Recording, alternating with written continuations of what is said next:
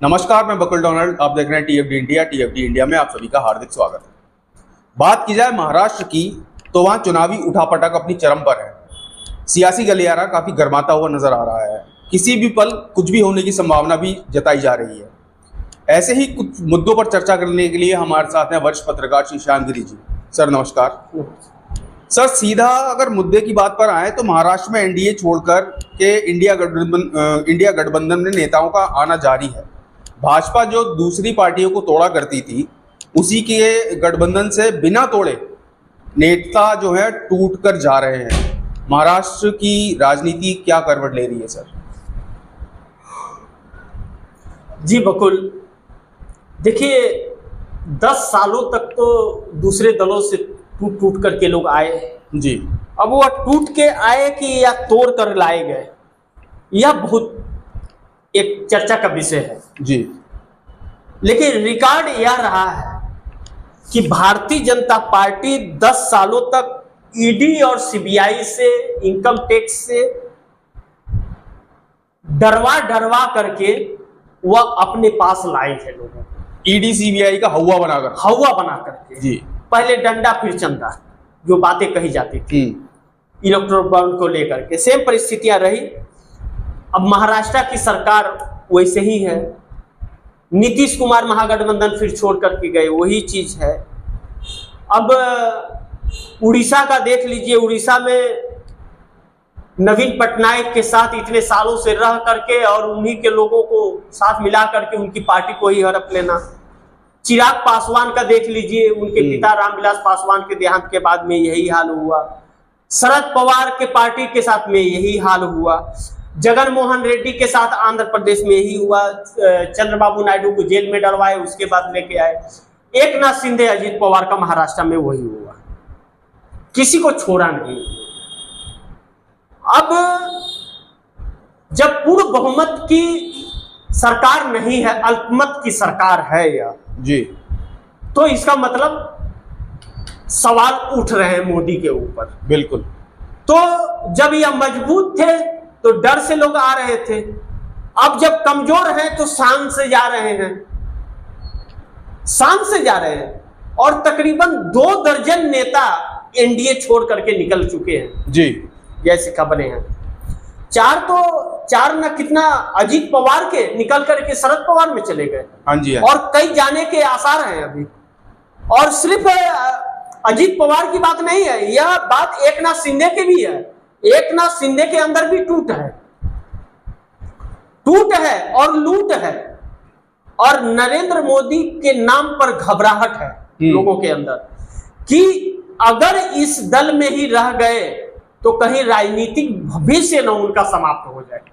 जी बिल्कुल। क्योंकि 5 साल बैठ जाने के बाद में कोई एक नेता हो, विधायक हो, और वह 5 साल हार जाए चुनाव और 5 साल घर बैठ जाए, तो हारे हुए को कोई पार्टी जल्दी महत्व नहीं देती है, बहुत कम लोगों को देती है। तो वह जो घर बैठ जाएंगे उतने ही में उनका जनाधार समाप्त हो जाएगा। एक तो दरबदलू कहे जा रहे हैं वह कि दूसरे पार्टी को छोड़ करके भाजपा के साथ आए हैं, दरबदलू के नाम से जाने जा रहे हैं। दूसरा, भविष्य दांव पर लग गया है, और अगर दरबदलू के नाम पर उनका भविष्य खराब हो रहा है तो फिर एक बार दरबदल वापसी करने में क्या हर्ज है? जी बिल्कुल। कम से कम भविष्य तो बचा रहेगा। यही चीज सोच करके भगदड़ मची हुई है। अभी तो आचार संहिता लागू नहीं हुआ है, चुनाव का ऐलान नहीं हुआ है। जिस दिन ऐलान हुआ चुनाव का, उस दिन भगदड़ मचेगी एनडीए में, महाराष्ट्र के अंदर। और सिर्फ एकनाथ शिंदे और अजित पवार के नहीं, भारतीय जनता पार्टी के लोग भी भागेंगे। यह सत्य है, इसे इंकार नहीं किया जा सकता। यही वजह है कि नरेंद्र मोदी को लेकर के भारतीय जनता पार्टी के अंदर बगावती सूर उठने लगे हैं। महाराष्ट्र में एकनाथ शिंदे ने कहा कि नरेंद्र मोदी को प्रचार के लिए नहीं भेजना। अपने होर्डिंग से उन्होंने इनका फोटो निकाल दिया। हाँ जी, फोटो तक हटा दी गई। यह भी अब खबरें आ रही है कि भारतीय जनता पार्टी नेतृत्व जो है महाराष्ट्र का, वह भी कह रहा है कि अमित शाह, नरेंद्र मोदी भूल से भी मत आ जाना महाराष्ट्र में प्रचार करने के लिए, नहीं तो जो भी सीटें सम्मानजनक आनी है वह भी नहीं आएगी। हार तो तय है, इससे इंकार नहीं किया जा सकता, हार तो तय है इनकी। लेकिन एक सम्मानजनक हार और एक बुरी तरह की हार में फर्क है। बिल्कुल।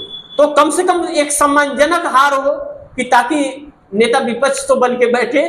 तो ये तो भारतीय जनता पार्टी के लिए है, और एकनाथ शिंदे अजय पवार के लिए तो मुश्किलें बहुत काफी बढ़ने वाली हैं, क्योंकि उनकी पार्टी में भगदड़ मची हुई है। खास करके अजीत पवार का जो परफॉर्मेंस रहा लोकसभा चुनाव में, एक प्रत्याशी उनका चुनाव जीता है बस, और एक जीता है, खुद वह अपनी पत्नी को नहीं जीता पाए, राज्यसभा से उन्हें सांसद बना करके भेजे हैं।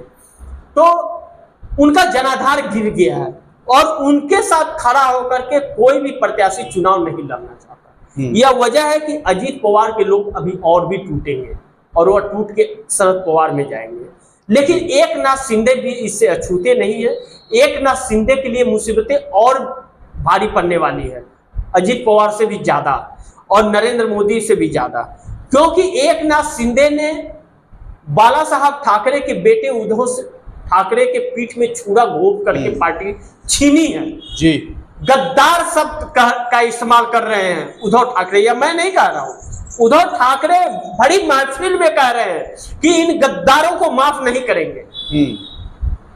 इस शब्द का इस्तेमाल हो रहा है, और पब्लिक कह रही है कि गद्दारों को वापस नहीं लेना है, पब्लिक नहीं देखना मांग रही, नहीं देखने मांग रही। यह वजह है कि उद्धव ठाकरे किसी भी को भी अपनी पार्टी में नहीं ले रहे हैं जो उनकी शिवसेना को छोड़ करके गए थे। तो आने वाला समय महाराष्ट्र एक इतिहास रचने जा रहा है।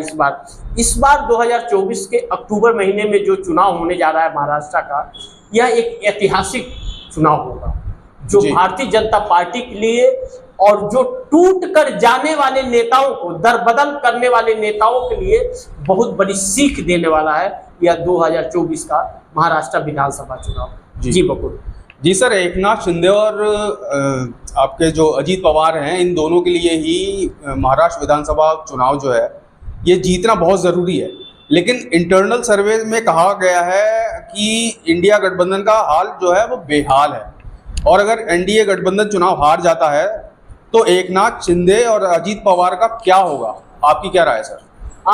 मैं अभी आपको वही बता रहा था बकुल कि अजीत पवार जी की राजनीति समाप्त हो जाएगी, द एंड 2024 ही हो जाएगा उनका, क्योंकि जिस तरह से लोकसभा चुनाव में परफॉर्मेंस रहा है, और जिस तरह लोकसभा चुनाव में शरद पवार गुट को जो परफॉर्मेंस मिला है, 10 सीटें लड़े थे, 10 सीटों पर शरद पवार जी 8 सीटें जीत करके लाए हैं, और 10 सीटों पर अजीत पवार चुनाव लड़के 1 सीट जीत करके लाए हैं। सोचिए स्ट्राइक रेट कहां है, यानी कि शरद पवार का वोट बैंक शरद पवार के पास है, बढ़ा है, घटा नहीं है, बढ़ा है, और अजीत पवार के पास कोई भी वोट बैंक नहीं है। वो अजीत पवार जिस विधानसभा से चुन करके विधायक बन करके गए विधानसभा में, अजीत पवार उस विधानसभा में भी अपनी पत्नी को नहीं जीता पाए। अजीत पवार स्वयं चुनाव जीत जाएंगे, इस चीज की भी गारंटी कोई नहीं दे सकता जी।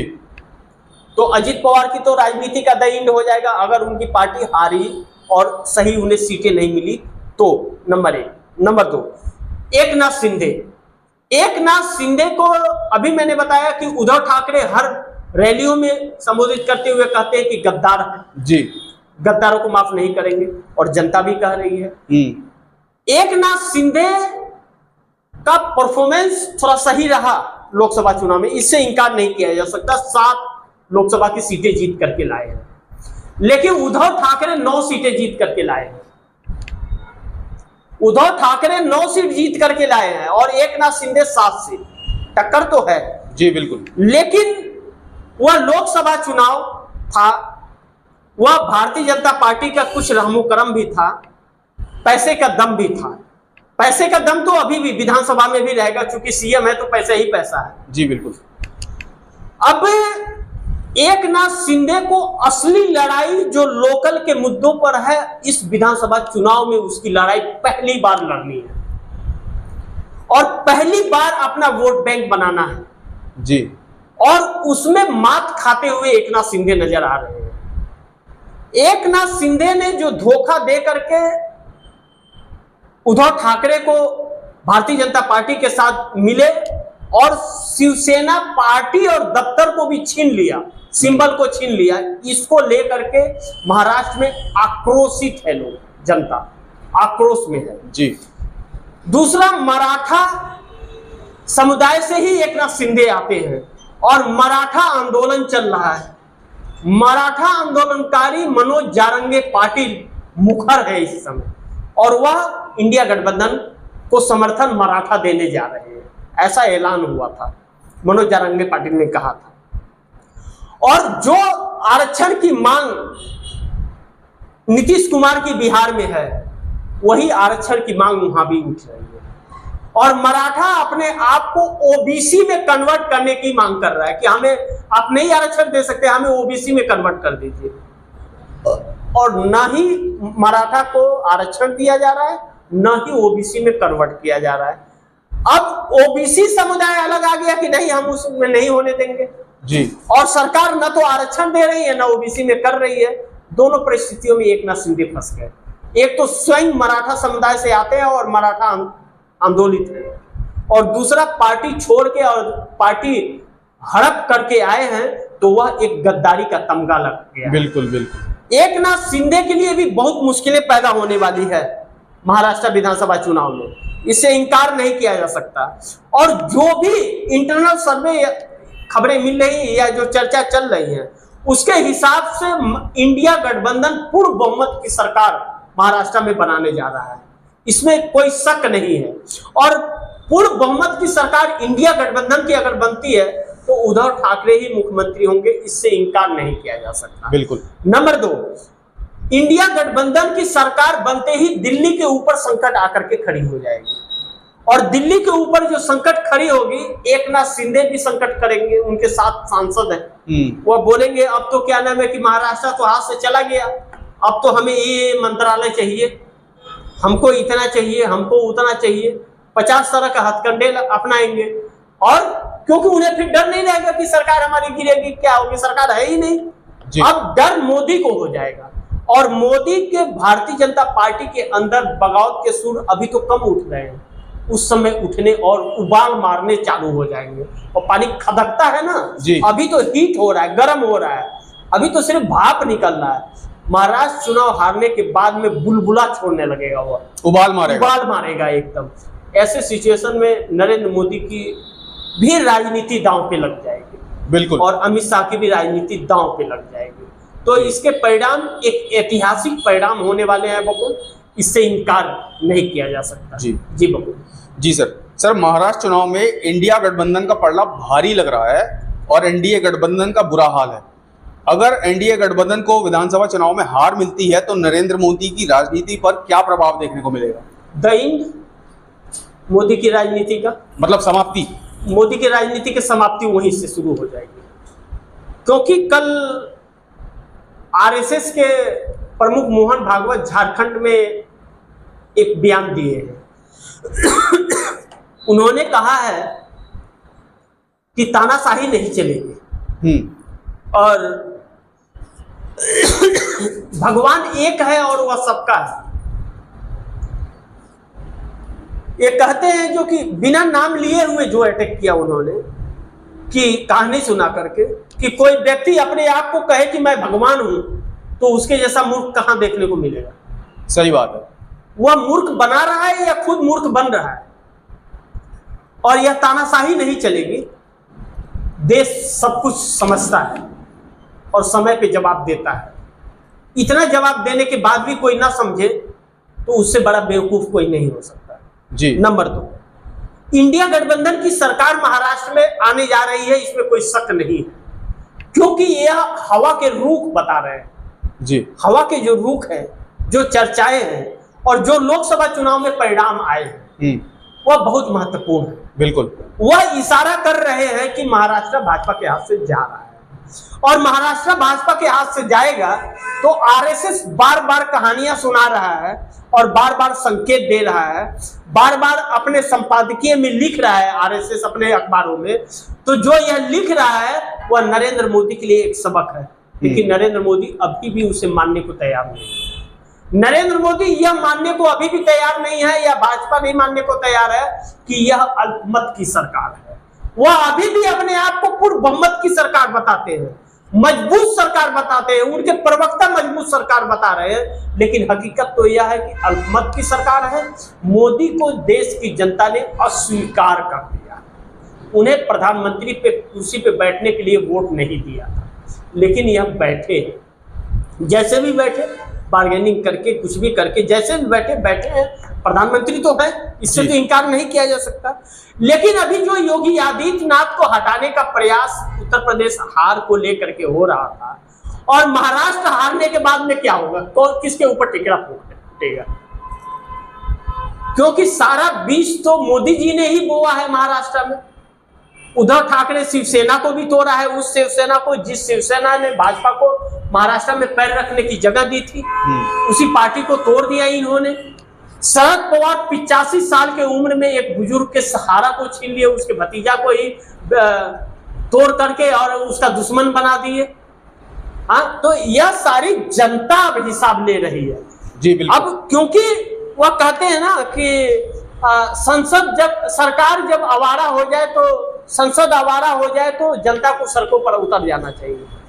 तो आज जनता आवाज दे रही है, जनता यह आवारा हो चुके हैं, पार्टियां वहां सब तोड़ तोड़ के।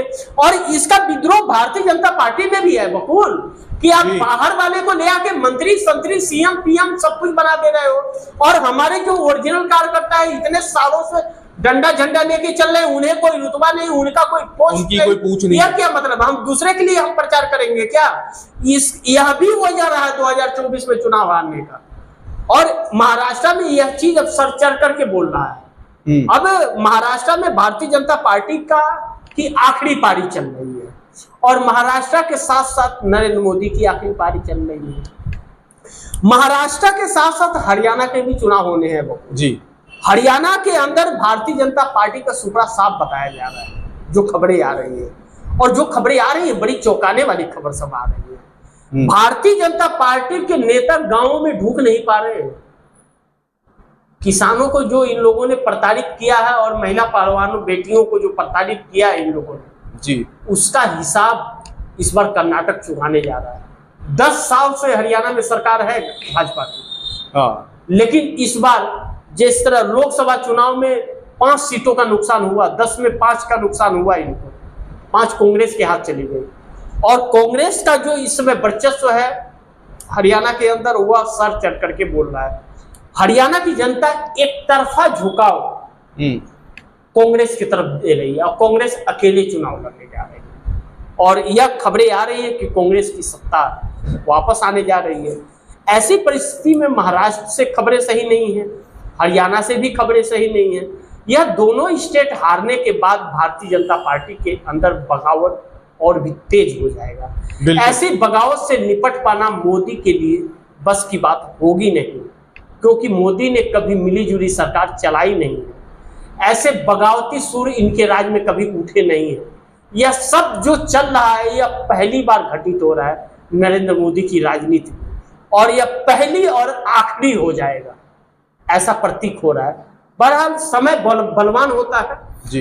ये राजनीति में कब क्या करवट ले ले कोई जानता नहीं जानता। कयास कुछ और लगाए जाते हैं, हो कुछ और जाता है, बिल्कुल। तो वह समय की बात है। लेकिन जो भी होगा, यह अक्टूबर महीना 2024 का अक्टूबर नवंबर जो है, यह एक बहुत बड़ा संकेत देने जा रहा है, जो इतिहास के पन्नों में दर्ज हो जाएगा। बिल्कुल सर जी। और बाकी अपने दर्शकों को फिर एक बार मैं यह गुजारिश करना चाहूंगा कि आप दर्शक डिस्क्रिप्शन में दिए गए लिंक को क्लिक करके टीएफडी इंडिया के नए चैनल को सब्सक्राइब करें, खुद भी करें, परिवार से भी कराएं, और अपने दोस्तों से भी कहें कि टीएफडी इंडिया को सब्सक्राइब करें। नए चैनल को सब्सक्राइब करके उस पर आप खबरें देखें, रिमूव हो उस पर, आपका बहुत बड़ा सहयोग टीएफडी इंडिया के ऊपर होगा। क्योंकि टीएफडी इंडिया के रेवेन्यू को जो बंद किया गया, तो अभी तक चालू नहीं हुआ, मार्च महीने से ये बंद है। तो इसके लिए नए चैनल को आप जरूर सब्सक्राइब करें। डिस्क्रिप्शन में लिंक दिया हुआ है, उस पर क्लिक करें और लाइक करें, और उस पर खबरों को देखें, और सब्सक्राइब करना बिल्कुल मत भूलें। तो आपका बहुत सहयोग टीएफडी इंडिया के लिए होगा। टीएफडी इंडिया पूरा ग्रुप आपका शुक्रगुजार होगा। जी बोलो। धन्यवाद सर, हमसे बात करने के लिए, अपना समय देने के लिए। तो आपने सुना कि महाराष्ट्र की राजनीति पर वरिष्ठ पत्रकार श्री श्यामगिरी जी ने किस बेबाक अंदाज में अपनी राय आप सभी के सामने रखी है। अब दिलचस्प और देखने वाली बात यह होगी कि महाराष्ट्र की राजनीति का ये ऊंट जो है ये आखिर किस करवट बैठता है। चलिए मिलते हैं आपसे ऐसी किसी नई खबर पर चर्चा के लिए, तब तक के लिए इजाज़त चाहेंगे। आप देख रहे थे TFD इंडिया, मैं बकुल डोनाल्ड, वरिष्ठ पत्रकार श्री श्यामगिरी जी के साथ। नमस्कार।